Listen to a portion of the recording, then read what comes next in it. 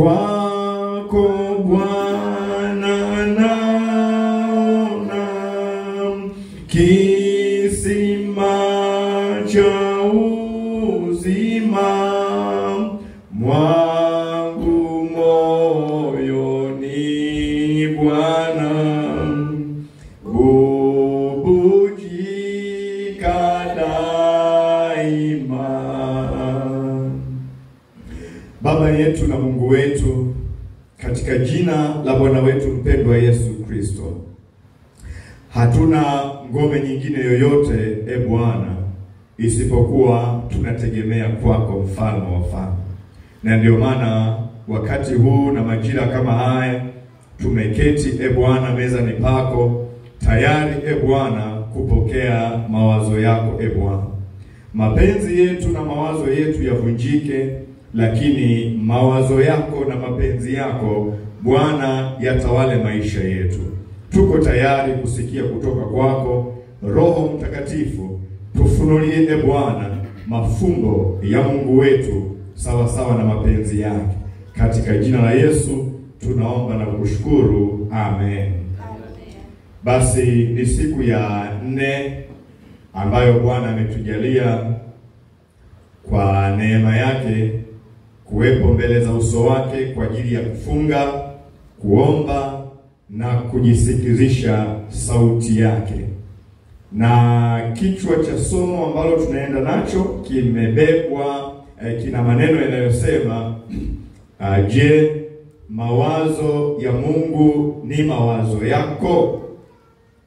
Je, mawazo ya Mungu ni mawazo yako? Na kifungu chetu tunachokisimamia kinatoka kwenye Isaya sura ya 55 mstari ule wa 6 mpaka ule wa 13. Lakini mimi nitakusomea tu mistari ile miwili alafu tutaendelea wa 8 na wa 9. Biblia inasema namna: maana mawazo yangu si mawazo yenu, wala njia zenu si njia zangu, asema Bwana. Kwa maana kama vile mbingu zilivyo juu sana kuliko nchi, kadhalika njia zangu zi juu sana kuliko njia zenu, na mawazo yangu kuliko mawazo yenu. Bwana Yesu asifiwe sana. Sasa jana tulikuwa tumezungumza kwa habari ya shetani alivyoweza kufanya uvamizi kwenye eneo la fikra za mwanadamu, eneo la mawazo, akatengeneza uharibifu mkubwa sana ili mwanadamu asiweze kupokea mawazo ya Mungu aliye hai. Na moja kati ya vifungu tulivyovisoma, tulisoma kwenye Wakorinto wa pili sura ya 11 mstari wa 2 mpaka wa 3, ambapo Paulo anawaambia Wakorinto kwamba lakini nachelea kama yule nyoka alivyomdanganya Hawa kwa hila yake, asije akawaharibu fikra zenu, mkauacha unyofu na usafi wa Kristo. Shetani akitaka uache unyofu na usafi wa Kristo, haendi kwenye eneo lolote lile. Anakuja kwenye eneo la mawazo, anakuja kwenye eneo la fikra, alafu anaharibu fikra zako. Anafanya fikra zako zisiweze kupokea mawazo ya Mungu aliye hai. Mimi nakwambia akishafanikiwa hapo, lazima tu utauacha usafi na unyofu na usafi wa Kristo, utauacha. Sasa basi shetani alipofanya huo uharibifu, ni kama aliachia virusi vya aina fulani, na nitakueleza virusi vichache. Na tunapozungumzia kirusi, labda utaelewa kwa lugha hii ya kwetu zaidi kwamba kirusi kwa mfano cha HIV huwezi kukiona kwa macho, mpaka kwa zile sijui nini microscope au nini sijui hizo za kuangalia namna hiyo, wataalamu wa afya wanajua, ndio unaweza ukamuona yule kirusi. Lakini kwa macho haya huwezi kumuona, isipokuwa utakachoweza kuona ni uharibifu ambao hicho kirusi kimeshafanya tayari. Unamuona mtu anakonda, mtu sijui ananyonyoka nywele, mtu sijui anapungua uzito, mtu sijui anafanya nini. Yaani unaona matokeo yale. Ndio sasa unajua kwamba kuna kijimdudu ambacho kimefanya uharibifu. Au hata ukiachilia hiyo AIDS au ukimwi, ukiachilia hiyo, chukulia malaria tu. Kuna kijimdudu cha malaria ambacho haukioni kwa macho, kinakuwa kimeshafanya uharibifu. Wewe unakuja kuona matokeo tu, kwamba unasikia mwili umechoka, mara sijui unasikia kichwa kinauma, mara unajisikia umelala pale. Kwa nini? Kwa sababu kuna mdudu ambaye ametengeneza uharibifu. Sasa shetani alipokuja kwenye fikra au mawazo ya mwanadamu, kirusi cha kwanza alichokiachilia kinaitwa kutokuamini. Amepandikiza kwenye fikra au mawazo ya mtu au ya mwanadamu kutokuamini. Na ukiangalia kwenye Waebrania sura ya 3 na ule mstari wa 12, mtumishi wa Mungu anatuonya, anasema, angalieni ndugu zangu, usiwe katika mmoja wenu moyo mbovu wa kutokuamini, kwa kujitenga na Mungu aliye hai. Angalieni ndugu zangu, usiwe katika mmoja wenu miongoni mwetu asiwepo mtu mwenye moyo mbovu wenye kirusi cha kutokuamini. Moyo mbovu ni upi? Ni moyo wenye kirusi cha kutokuamini. Kwa sababu kazi ya kirusi cha kutokuamini ni kukutenga na Mungu aliye hai. Kazi ya kirusi cha kutokuamini ni kukufanya usipokee mawazo ya Mungu aliye hai. Unapojitenga na Mungu aliye hai, maana yake unasema, mimi sitaki mawazo yako Mungu. Sitaki mawazo yako. Na kama una uwezo wa kujitenga na Mungu aliye hai, basi una uwezo wa kujitenga na kanisa wakati wowote ule. Ndio maana usishangae kwa sababu kuna mdudu anayeoperate kule ndani. Moyo wako unakuwa mbovu kwa sababu umepewa hali ya kutokuamini. Hiyo hali ya kutokuamini inafunga ufahamu wako. Hakuna chochote utakachopokea kutoka kwa Mungu. Wazo la Mungu la msamaha utalipunch. Wazo la Mungu la kuwapenda wengine utalipunch. Wazo la Mungu la kushirikiana na wengine utalipunch. Kwa sababu gani? Moyo ni mbovu. Kwa nini? Kwa sababu kuna kirusi cha kutokuamini. Na kile kirusi kimekufanya ujitenge na Mungu aliye hai. Ukishajitenga na Mungu aliye hai, mimi nakwambia kujitenga na mume wako ni rahisi sana. Ukishajitenga na Mungu aliye hai, kujitenga na mkeo ni rahisi sana. Ukishajitenga na Mungu aliye hai, kujitenga na wapendwa wenzako ni rahisi sana. Kwa nini? Shida ni moyo mbovu wa kutokuamini. Mtu ambaye moyo wake ni mzima, maana yake ameungamanishwa na Mungu aliye hai. Kama moyo wako umefungamanishwa na Mungu aliye hai, ni saa ngapi utatengana na mume wako? Ni saa ngapi utatengana na mke wako? Kwa sababu moyo wako utakuwa umebeba mawazo ya Mungu aliye hai. Ni saa ngapi utatengana na wapendwa wenzako? Kwa sababu hata wakikukosea, mawazo ya Mungu yanakwambia wasamehe. Hata shetani akitaka ujitenge nao, mawazo ya Mungu yanakwambia Baba alituombea umoja. Kwa hiyo mawazo ya Mungu siku zote yanakaa kwenye moyo usio mbovu. Glory be to God. Bwana Yesu asifiwe. Haleluya kwa mwana kondoo. Kwa hiyo wewe angalia angalia choko yote kwenye ndoa, choko yote makanisani, wapi. Yani Mungu atupe kuelewa wanangu, tuangalie moyo, tuangalie. Anasema usiwepo miongoni mwenu moyo mbovu.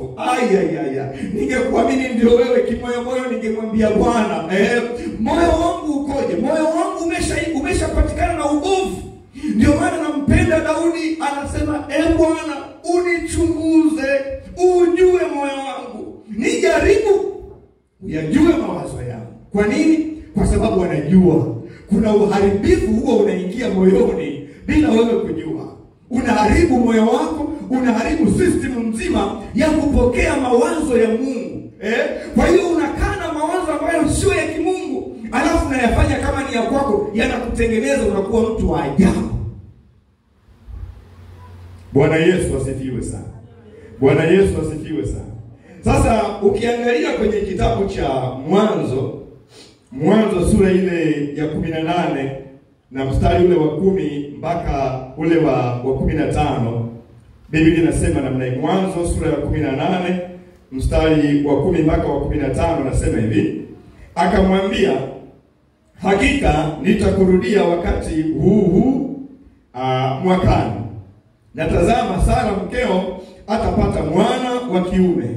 Sara akasikia mlangoni pa hema iliyokuwapo nyuma yake. Basi Ibrahim na Sara walikuwa wazee na umri wao mkubwa, na Sara alikuwa amekoma katika desturi ya wanawake. Kwa hiyo Sara akacheka moyoni mwake akisema, niwapo mkongwe nitapata furaha na bwana wangu mzee. Bwana akamwambia Ibrahim, mbona Sara amecheka akisema, mimi kweli nitazaa mwana nami ni mzee? Kuna neno gani lililo gumu la kumshinda Bwana? Kwa muhula wake nitakurudia wakati huu mwakani, na Sara atapata mwana wa kiume. Akakana Sara akisema, sikucheka, maana aliogopa, naye akasema, sivyo, umecheka. Bwana Yesu asifiwe sana. Hapa tunaona story hii, malaika wa Bwana alikuwa anamwambia Ibrahim kwamba atamzaa mtoto, kwamba Sara atamzaa mtoto wa kiume.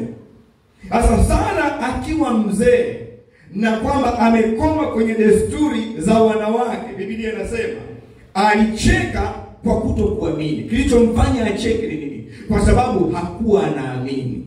Ndani yake kulikuwa na kirusi kinachopinga wazo la Mungu. Kwamba yani mimi nitakuwa na furaha gani na bwana wangu katika uzee huu? Nawezaje kupata mtoto katika hali kama hii? Kirusi cha kutokuamini kilitengeneza upinzani ya wazo la Mungu kuja kuleta matokeo. Kuja kuleta matokeo. Kwa hiyo Sara hakupokea wazo la Mungu. Kwa nini? Kwa sababu ya hali ya kutokuamini. Sasa malaika akaanza kushughulika pale. Akaambia, kwa nini Sara mkeo amecheka? Alafu Sara anasema, mimi sikucheka. Lakini Mungu ameona hali yake ya kutokuamini imedhihirishwa kwa njia ya kicheko, kwamba wakuzaa nitakuamini, wakiitwa watu wenye uzazi na mimi nitatoka. Hali ya kutokuamini, kirusi cha kibaya sana. Aliona ahadi ya Mungu ni kama mzaa vile. Ilimfanya aone hali yake ya uzee kuwa ni kikwazo, ni kikwazo cha Mungu kufanya yale ambayo ametaka kuyafanya. Lakini malaika alimthibitishia, akamwambia, unachotakiwa ni kuachia upenyo wa mawazo ya Mungu kuwa mawazo yako, ili kitu cha kimungu kiweze kutendeka. Mawazo ya Mungu yanapoingia ndani yako, inakuwa kama mtu aliyebeba mimba.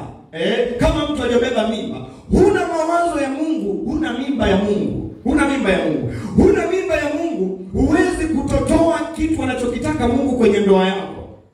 Chochote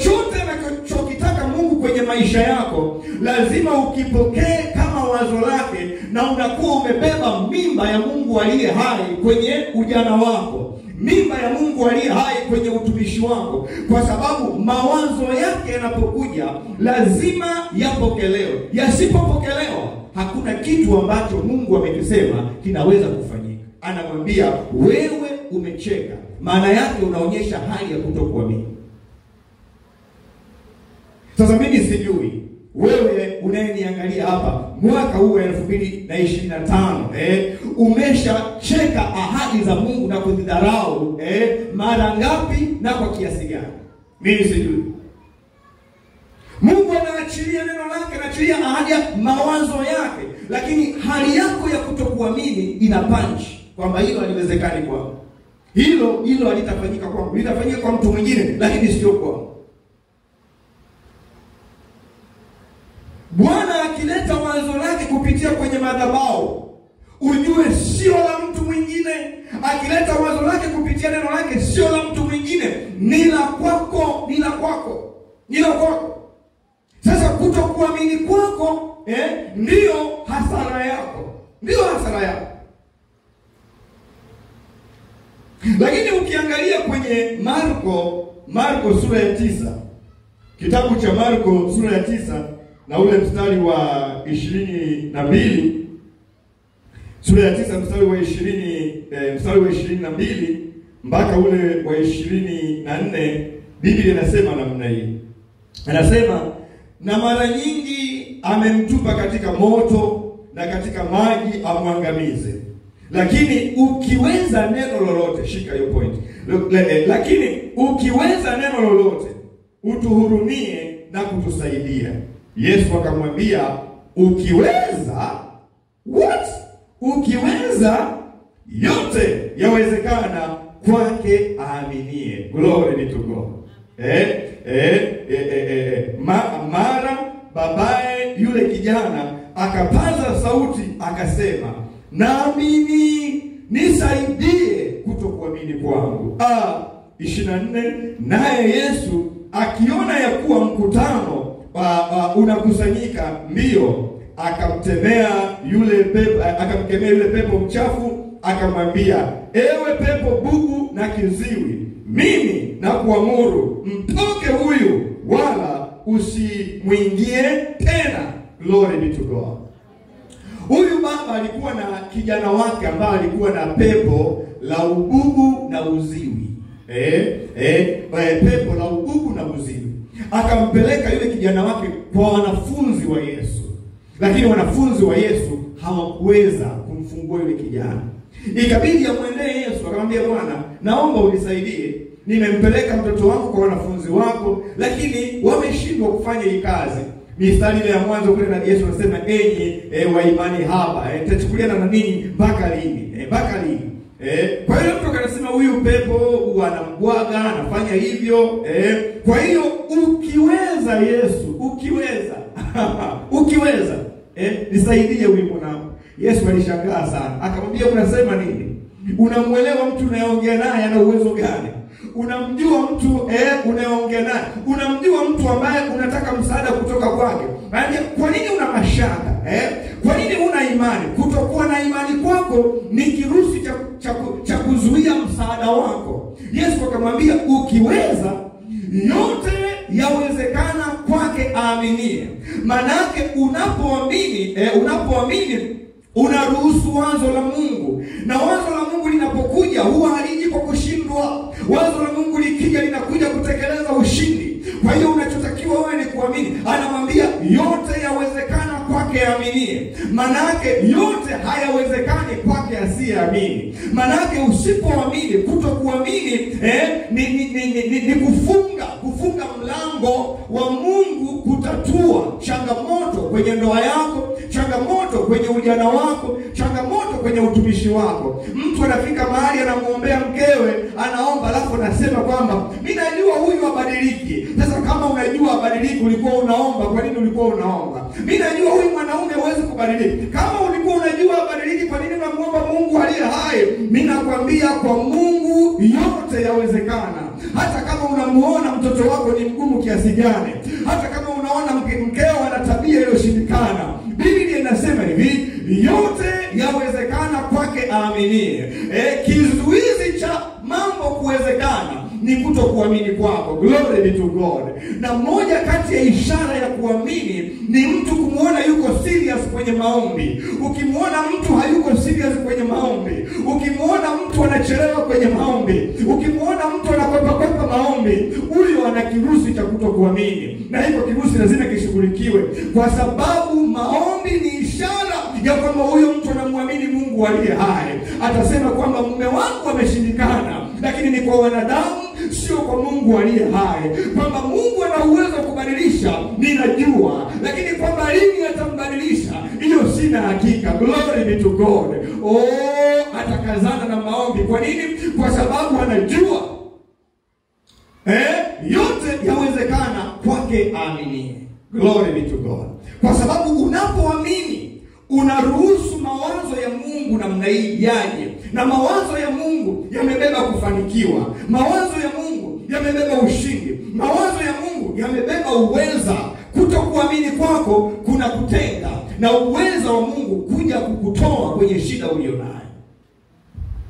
Ndio maana Yesu wengi tuliokutana aliwauliza, unaamini? Sema ndio naamini. Yapokea sawa sawa na imani yako. Hauamini, huwezi kupokea. Bwana Yesu asifiwe sana. Glory be to God. Glory be to God. Lakini kwenye Mathayo sura ya 9, Mathayo sura ya 9 mstari ule wa 21. Mathayo sura ya 9 mstari ule wa 21 anasema namna hii. Anasema kwa maana alisema moyoni mwake, nikigusa tu pindo la vazi lake nitapona.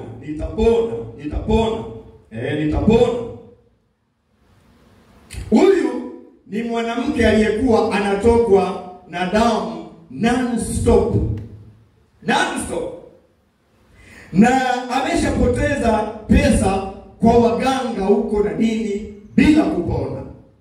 Lakini Biblia inasema aliposema moyoni mwake kwamba nikishika tu pindo la vazi yake, msiba wangu umeisha.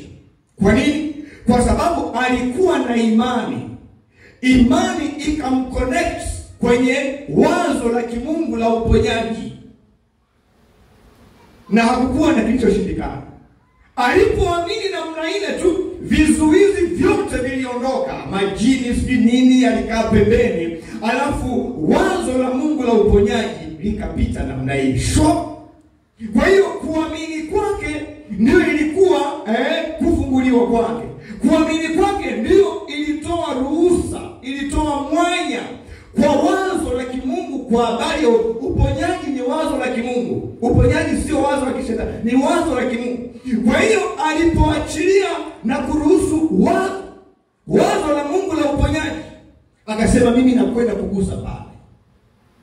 Na alipofanya hivyo, alipochukua kitendo cha imani, saa hiyo Biblia inasema msiba wake ukakoma. Glory be to God. Glory be to God.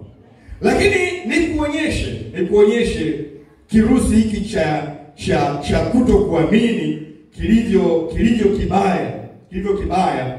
Fungua kwenye kile kitabu cha Hesabu sura ya 14. Story hii tumeisema sana. Sura ya 14 mstari wa kwanza mpaka ule wa 4 anasema hivi: kisha wana wa Israeli wote, mstari wa kwanza anasema, mkutano wote wakapaza sauti zao wakalia, watu wakatoka machozi usiku ule. Kisha wana wa Israeli wote wakamnung'unikia Musa na Haruni. Mkutano wote wakawaambia, ingekuwa heri kama tungalikufa katika nchi ya Misri, au ingekuwa heri kama tungalikufa katika jangwa hili. Mbona Bwana anatuleta mpaka nchi hii ili tuanguke kwa upanga? Wake zetu na watoto wetu watakuwa mateka. Je, si afadhali turudi Misri? Wakaambiana, na tumweke mtu mmoja awe akida tukarudi Misri.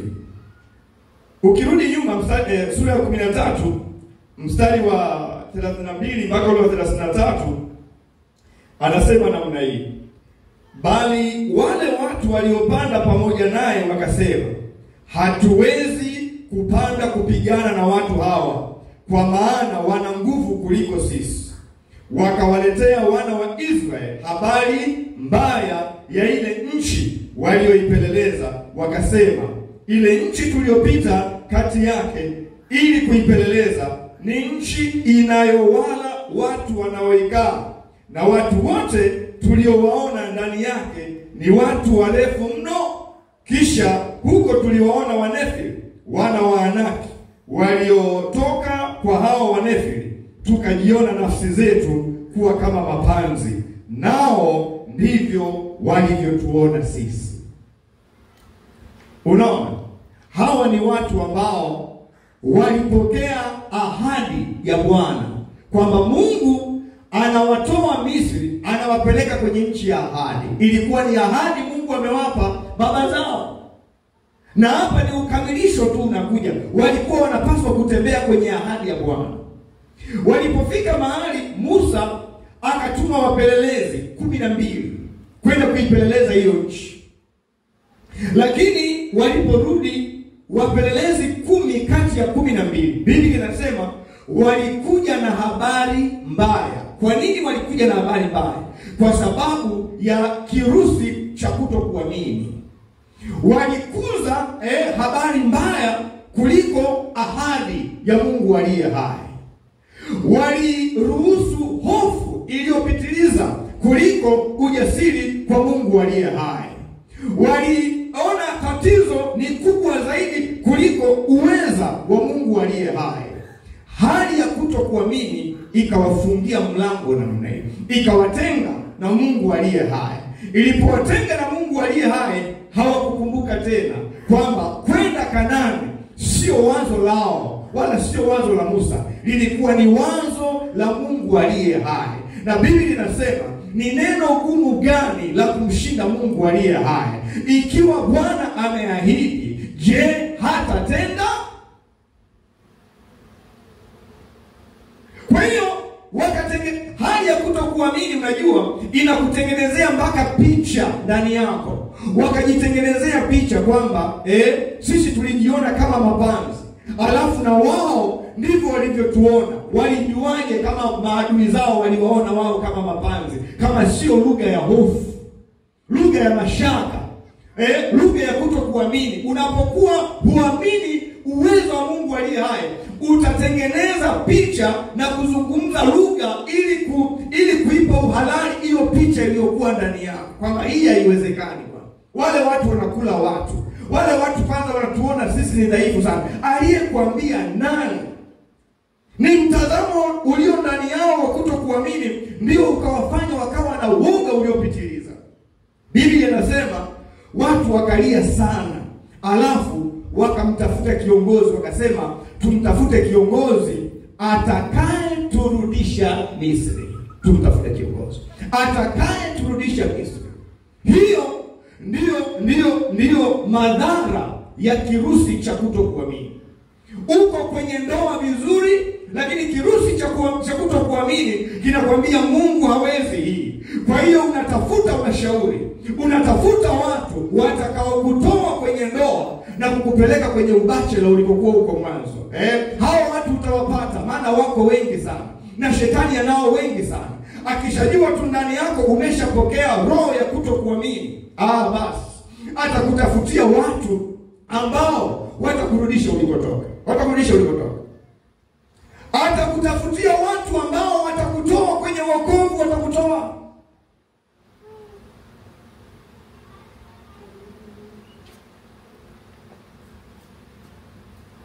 Watakutoa kwenye wokovu.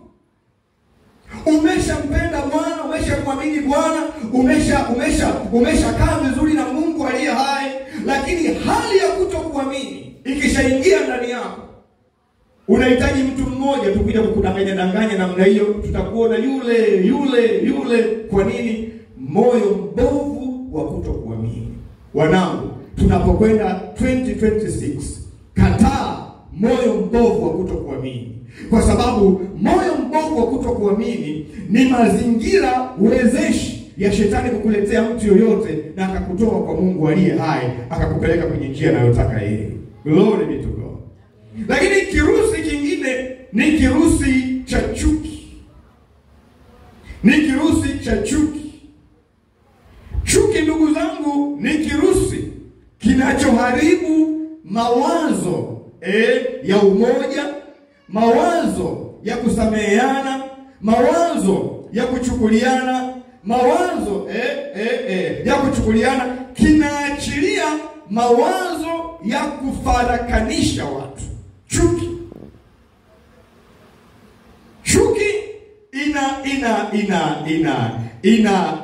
inazuia juhudi za watu kupatana. Chuki ni kirusi kibaya. Shetani alipoharibu fikra, kirusi kimoja wapo alichokipanda kule, alipanda kirusi cha chuki. Unashangaa watu waliopendana, mtu na mkewe, walipendana vizuri kabisa, lakini sasa wanavyochukiana unashangaa, hii imetoka wapi? Ni kirusi kimepandwa kwenye fikra. Kwa hiyo fikra zote zinapokuja, mawazo yote yanakuja ni ya chuki dhidi ya mkewe, ni ya chuki dhidi ya mmewe, ni ya chuki dhidi ya mchungaji wake, ni ya chuki dhidi ya jirani wake. Kwa nini? Kwa sababu adui anajua Mungu ana mawazo ya Mungu ni ya umoja kati ya mke na mume. Mawazo ya Mungu ni ya umoja ndani ya kanisa. Lakini shetani akitaka kuvuruga umoja ndani ya kanisa, lazima aingize kirusi cha chuki kwenye fikra. Shetani akitaka kuvuruga ndoa ya mtu, lazima aingize kirusi cha chuki kwenye fikra za mwanamke au za mwanaume. Sasa zile fikra zile ndio zinakwenda kutengeneza uadui, zinakwenda kutengeneza hiyo chuki. Kwa hiyo mtu mawazo atakayokuwa nayo ni ya kuachana, ni ya kutengana, ni ya kugombana, ni ya kupigana. Hawezi kupokea wazo la Mungu kwamba mtu atamwacha baba yake na mama yake, ataambatana na mke wake, nao watakuwa mwili mmoja. Hawezi kuona hilo, wala hawezi kupokea. Hawezi kupokea wazo la Mungu linalosema ya kwamba Yesu alituombea umoja. Kama wao yeye na Baba walivyo na umoja, ametuombea kanisa tuwe na umoja. Kirusi cha chuki kikishaingia, hilo wazo la Mungu linapanchiwa namna hiyo, haliwezi kupokelewa. Muumini yuko kanisani, lakini kirusi cha chuki kinamfanya anamchukia muumini wake. Au anamchukia mchungaji wake, au mchungaji anamchukia muumini wake. Kwa nini? Fikra imepandikizwa kirusi cha chuki ambacho hakipokei tena mawazo ya Mungu ya upatanisho, mawazo ya Mungu ya umoja, mawazo ya Mungu ya kusameheana. Ndio maana Daudi anaposema, Bwana unichunguze, wanangu chukueni hii, kwa sababu sio rahisi wewe kujijua kwamba una chuki. Sio rahisi. Huwezi kujichunguza wewe alafu ukajiambia kwamba una chuki. Sio rahisi. Ni mpaka utakapomwambia Mungu, nichunguze hivi kwenye fikra zangu, kwenye mawazo yangu, haya ni mawazo yenye mbegu za chuki, ndio maana ninaongea hivi, au ni nini? Kwa sababu mawazo yenye mbegu na virusi vya chuki utayaona yanakwenda kwenye matamko, alafu yanakwenda kwenye vitendo. Unaona ni vitendo vya chuki. Ndio maana ukiangalia story ya Habili na Kaini, Kaini alikuwa na kirusi cha chuki. Sasa Mungu akaona, anamwambia hivi, anamwambia Kaini, kwani ukitenda vema hutapata kibali? Hilo ni wazo la Mungu. Lakini kwa sababu kwenye mawazo ya Kaini kuna kirusi cha chuki, hakukuwa na nafasi ya kupokea hilo wazo la Mungu. Kwa hiyo Kaini akapanchi kabisa wazo la Mungu. Lakini Mungu anakuja na muuliza, ndugu yako yuko wapi? Kaini anasemaje? Anasema, kwani mimi ni mlinzi wa ndugu yangu? Yaani amejaa ujeuri ambao haufungui mlango kwa mawazo ya Mungu aliye hai kwenye akili yake. Mume wako yuko wapi? Kwani mimi ni mlinzi wa mume wangu? Mke wako yuko wapi? Kwani mimi ni mlinzi wa mke wangu? Mchungaji wako yuko wapi? Kwani mimi ni mlinzi wa mchungaji wangu? Lakini ndugu zangu, Mungu ametuweka, wewe ni mlinzi wangu na mimi ni mlinzi wako. Ndio maana nasema tuonyane sisi kwa sisi. Kwa nini? Kwa sababu kila mmoja ni mlinzi kwa mwenzake. Ndio maana sasa Kaini alipoua aliweza kuficha mwili, lakini hakuweza kuficha damu. Unapoua mtu unaweza ukaficha mwili, lakini huwezi kuficha damu, kwa sababu Mungu anamwambia damu ya ndugu yako inanililia kutoka ardhini, inanililia. Siuoni mwili wake, lakini damu, nasikia sauti ya damu. Mimi nakwambia unaweza ukamuua mumeo na ukamficha kokote kule. Unaweza ukaua mkeo na ukaficha mwili wake mahali popote. Unaweza ukaua wafanyakazi wako na ukaficha popote. Unaweza ukaua mtu yoyote na ukaficha popote, lakini huwezi kuficha damu ya mtu uliotoa uhai wake. Damu ya mtu inapiga kelele siku zote. Unajua umeficha mwili, lakini damu itasikika kwa Mungu aliye hai, na kilio cha damu kitajulisha tu kwamba ni tukio gani limetendeka. Glory be to God. Glory be to God. Kwa sababu Mungu amesema usiue, na yeyote atakayetoa uhai, atakayemwaga damu, kwa sababu damu ni uhai. Yeyote atakayetoa uhai wa mtu, anasema uhai wa huyo mtu nitautaka kwake. Na ndio maana damu inapiga kelele. Ficha mwili, lakini huwezi kuficha damu, kwa sababu damu ina sauti. Bwana Yesu asifiwe. Bwana Yesu asifiwe sana. Haleluya kwa Bwana kondoo. Lakini kirusi kingine ni wivu. Wivu unakutengenezea mawazo yasiyobeba mapenzi ya Mungu. Mawazo yasiyobeba mapenzi ya Mungu. Na mimi nakwambia, narudia tena, sio rahisi kujijua wewe kama una wivu. Sio rahisi. Ni mpaka Mungu aruhusu mazingira fulani hivi, umuone mwenzako kapata zaidi kuliko wewe, mwenzako kainuliwa zaidi kuliko wewe, mwenzako sijui ukoje kuliko wewe. Sasa pale ndio roho inaanza kuuma, na sio rahisi wewe kujijua. Ukishakuwa na wivu, utaanza kutekeleza vitu viovu. Lakini mtu mnyenyekevu atamuuliza Bwana, anambia Bwana, unichunguze, ujue moyo wangu kama kuna kirusi cha wivu. Wivu ndio unaharibu makanisa. Wivu ndio unaharibu familia. Wivu, kwa nini awe nacho yeye nisiwe nacho mimi? Kwa nini aimbe vizuri yeye nisiimbe vizuri mimi? Kwa nini ahubiri vizuri yeye na sio mimi? Wanangu, kila mtu Mungu kampa cha kwake kwa makusudi yake. Tembea kwenye mraba wako. Wewe hauwezi kuwa mimi hata siku moja, wala mimi siwezi kuwa wewe hata siku moja. Kila mtu atambue. Hata ukiniua mimi, huwezi kuchukua uzuri wangu mimi ukawa kwako. Haiwezekani. Sauli alimuonea wivu Daudi, akataka kumuua. Utafikiri vipawa vya Daudi akimuua vitahamia kwake, lakini ni ushetani. Kwa hiyo unapokuwa na roho ya wivu, maana yake unafunga mlango wa mawazo ya Mungu kuingia kwako. Kwa hiyo hutasikia kuwasaidia wengine, hutasikia kushirikiana na wengine, kwa sababu roho yako ni ya wivu. Roho yako ni ya chuki. Roho yako ni ya kutokuamini. Umefunga kabisa mawazo ya Mungu yasiingie kwako, alafu ni mlokole huko kanisani. Biblia inasema nini? Amchukiaye ndugu yake ni muuaji. Chuki ikizidi inakupeleka kwenye uuaji kwa vitendo kabisa. Bwana Yesu asifiwe sana. Lakini kirusi kingine ni kiburi. Hakuna mtu anayeweza kupokea mawazo ya Mungu kama ana kiburi. Hayupo. Kazi ya hicho kirusi ni kupanchi mawazo ya Mungu aliye hai. Mawazo ya Mungu yasipate nafasi. Na ndugu zangu, sio rahisi kujua kwamba wewe una kiburi. Unaweza ukafundisha habari za kiburi, Unaweza ukasema habari za kiburi, lakini hiyo haimaanishi kwamba wewe huna kiburi au umeshinda kiburi. Chukua hiyo, itakusaidia. Kufundisha habari za kiburi haimaanishi kwamba wewe unaofundisha huna kiburi, na wala haimaanishi kwamba umeshashinda kiburi. Hakuna. Tunarudi pale pale tunalia, Bwana nichunguze, ujue moyo wangu, nijaribu uyajue mawazo yangu, uone kama kuna kirusi cha kiburi kinachonifanya niende kwenye njia ya upotevu. Lakini maombi ya namna hii hatuna.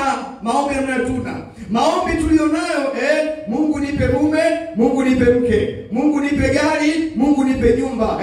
Hiyo nyumba na mke utakuja kuiharibu kwa roho ya kiburi. Sasa sisemi hiyo ni vibaya, uendelee kuomba, lakini huyo mke utaharibika tu kwa sababu ya roho ya kiburi. Kwa sababu kiburi ni kujiona kwamba wewe unaweza pasipo Mungu. Kama utajiona kwamba wewe unaweza pasipo Mungu, maana yake utajiona wewe unaweza bila mkeo. Utajiona wewe unaweza bila mumeo. Utajiona wewe unaweza bila mchungaji wako. Unaweza ukajiona wewe unaweza bila mtu mwingine yote. Kwa hiyo kiburi kitakufarakanisha, hutaweza kusogea.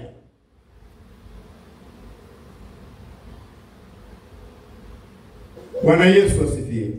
Ndio maana shetani, kiburi cha moyo wake kilichotokana na uzuri wake, alijiona kwamba ni mzuri, akaona hamhitaji Mungu. Ule uzuri ule ulimtengenezea kiburi. Ndio maana Mungu atusaidie sana, wale watu wanaojiona ni wazuri. Watu wanaojiona ni wazuri huwa wanakuwa na element ya kiburi au ujeuri. Chukua hii na ikusaidie. Uwe uzuri wowote ule, uwe uzuri katika utendaji, kwamba unahubiri vizuri, watu wanakuelewa. Uzuri katika kuimba, unaimba vizuri, watu wanakufurahia, wanapenda. Uzuri katika umbo au sura au shape au figure ni hatari. Ndio maana Waswahili wanasema, na hili somo Mungu akinijalia nitakuja kufundisha, uzuri wako ndio ubaya wako. Manake uzuri wako ndio unaoweza kukuangusha na sio udhaifu wako. Uzuri ulionao ndio unaweza kukuangusha, kwa sababu huo uzuri ulionao ndio unavutia maadui, ndio unavutia watu wengi walio sahihi na wasio sahihi, ndio watakuja. Uzuri wako ndio ubaya wako. Samsoni aliangushwa na nini? Sio udhaifu wake. Nguvu zake ndio zilimwangusha, kwa sababu nguvu zake ndio ulikuwa uzuri wake, ndio uliovutia maadui, ndio uliovutia wanawake wakampenda, ndio uliovutia. Kwa hiyo uzuri wake ulikuwa ni ubaya wake. Chunga watu wanapokuambia wewe mzuri, una shepu, uzuri wako ndio ubaya wako, kwa sababu hiyo shepu itavutia wanaume mamilioni. Utawakwepa wangapi? Kwa hiyo jiwekee ulinzi kwa Mungu aliye hai. Mwambie Mungu, watu wananipa kichwa kwa maneno yao kwamba mimi mzuri na shepu, lakini Bwana ninaomba ulinzi wako, ninaomba neema yako. Nisiweke kiburi nikafikiri kwamba uzuri wangu ndio kila kitu, nikashindwa kukutegemea wewe. Bwana nisaidie. Uzuri wangu usiwe ubaya wangu, lakini nisaidie. Nyenyekea chini ya mkono wa Mungu uliye hodari. Uzuri wako usije kukuletea matatizo. Mungu amekupa huo uzuri kama baraka na sio laana. Glory be to God. Unajua kuhubiri tu kidogo na nini na vipepepepe vinatoka, huo uzuri wako, basi unataka kutembea juu ya kila mtu namna hii. Hicho ndicho kitakachokuangusha, sio kingine. Hicho ndicho kitakachokuangusha.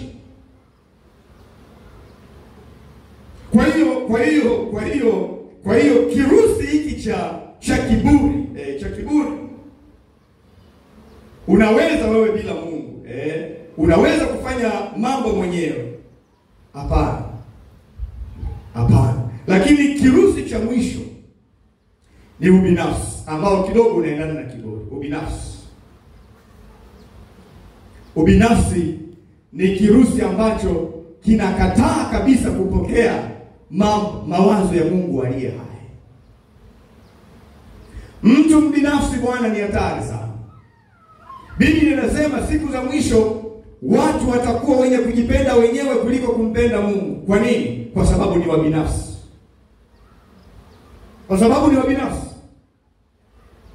Ndio maana wakati Yesu anawaambia wanafunzi wake,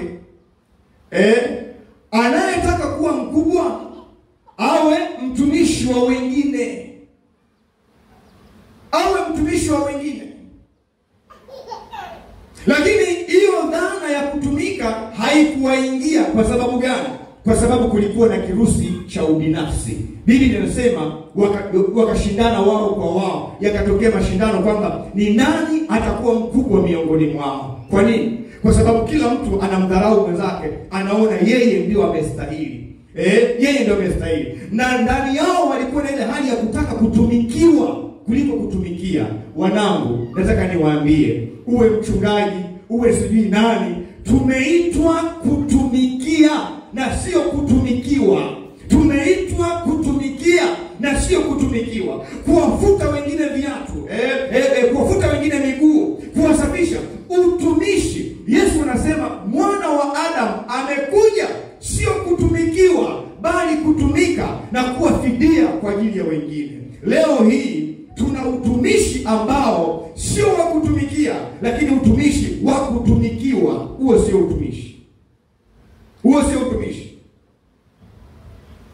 Na shida ni nini? Ni roho ya ubinafsi ambayo unataka utumikiwe, lakini wewe hutaki kuachilia kujitoa kwa ajili ya wengine. Anamwambia Ibrahim, nimekubariki wewe ili wewe uwe baraka kwa watu wengine wote.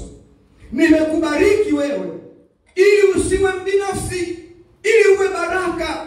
Lakini leo watu wangapi Mungu anawabariki, lakini kwa sababu ya ubinafsi hawataki kufanya kazi ya Mungu. Hawataki kuwabariki wengine. Wanafikiri kwamba wamebarikiwa ili iwe show tu ya hizo baraka. Hapana. Mtu mbinafsi hapokei wazo la Mungu kwamba amebarikiwa ili yeye awe baraka kwa watu wengine. Mtu mbinafsi anapanchi wazo la Mungu. Lakini mtu ambaye hana ubinafsi anajua Mungu amenibariki kwa uimbaji ili niwabariki watu wengine. Mungu amenibariki kwa fedha ili nibariki watu kazi ya Mungu, mambo yaende mbele. Mungu amenibariki kwa vipawa ili nifanye kazi ya Mungu. Anajitoa yeye. Yesu alijimaliza, alijitoa. He gave himself. Wewe unajitoa wapi? Unajitoa wapi? Muda utaki kutoa kwa Bwana. Vipawa utaki kutoa kwa Bwana. Fedha utaki kutoa kwa Bwana. Elimu yako utaki kutoa kwa Bwana. Wewe maana yake nini sasa? Ni mbinafsi. Huna wazo la Mungu litakaloingia ndani yako. Ndio maana chochote tukisema hapa kanisani, wewe hutajigusa. Kwa nini? Kwa sababu wewe ni mbinafsi. Humpi Mungu nafasi ya kwanza. Umejipa nafasi ya kwanza wewe mwenyewe. Muda ni wa kwako. Fedha ni ya kwako. Vipawa ni vya kwako. Mume ni wa kwako. Mke ni wa kwako. Watoto ni wa kwako. Mungu ana sehemu gani? Mungu ana sehemu gani? Ndio maana alimwambia yule bwana, akamwambia mpumbavu wewe. Wenzako usiku wanataka roho yako. Unamzuia hata mume wako kuja kufanya kazi ya mpumbavu wewe. Wenzako usiku wanamtaka mume wako. Unazuia watoto wako kufanya kazi ya Mungu, mpumbavu wewe.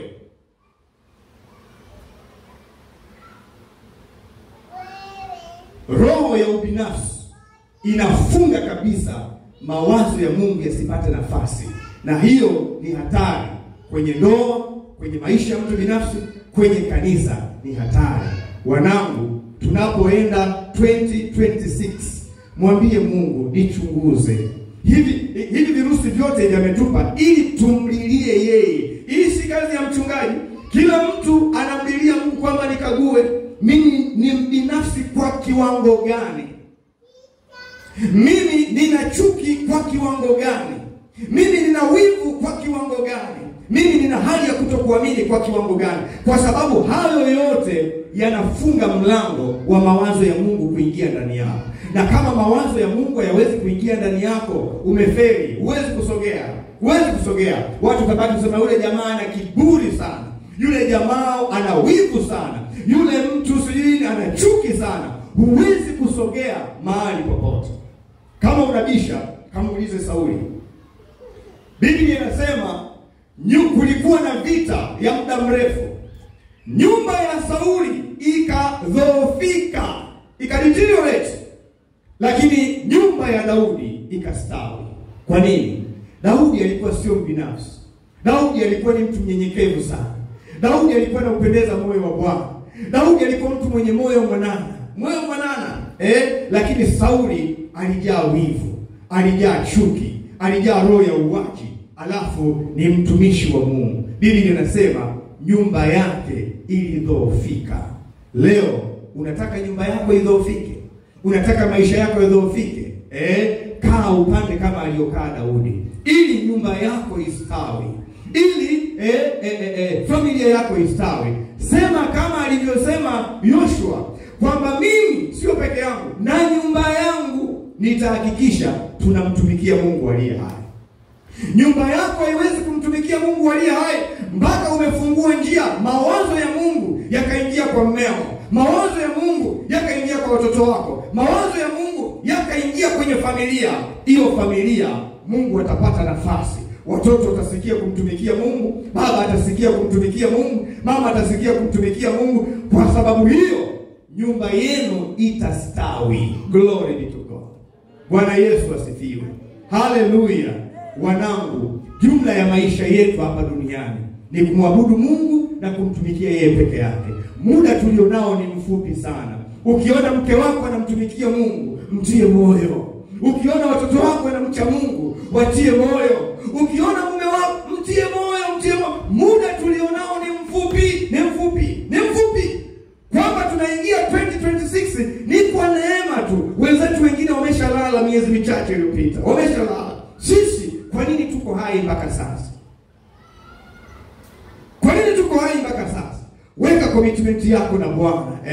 Weka commitment yako na Bwana. Ningekuwa mimi ningeshasimama kwa miguu yangu na kumwambia Bwana, nihurumie, nichunguze kama unaona moyo wangu ni mbovu, kuna hali ya kutokuamini ndani yangu, sitaki kuvuka na hiyo hali kwenda nayo mwaka wa 2026. Mwambie Bwana, ondoa kirusi cha kutokuamini. Nimeishi kwa mashaka, nimekuwa na hofu, nimeshindwa kukupendeza wewe kwa sababu ya woga na mashaka. Nimetafuta watu wa kunitoa na kunirudisha Misri, lakini Bwana ninakataa. Ninaomba unipe watu watakaonishika mkono ili kuelekea 2026 yenye ushindi, 2026 yenye matumaini kwa Mungu aliye hai. Mwambie Bwana, nakataa kirusi cha wivu, nakataa kirusi cha chuki, nakataa kirusi cha ubinafsi na kiburi kwenye maisha yangu katika jina la Yesu Kristo aliye hai. Baba, katika jina la Yesu Kristo aliye hai, na kwa damu ya mwana kondoo, katika jina la Yesu Kristo aliye hai, na kwa damu ya mwana kondoo. Yes, endelea na maombi. Yes, kwa jina la Yesu, kwa jina la Yesu, kwa jina la Yesu Kristo, kwa jina la Yesu Kristo, kwa jina la Yesu. Endelea tukuachilia maombi, tukuachilia maombi yako kwa jina la Yesu Kristo, kwa jina la Yesu Kristo, kwa jina la Yesu Kristo.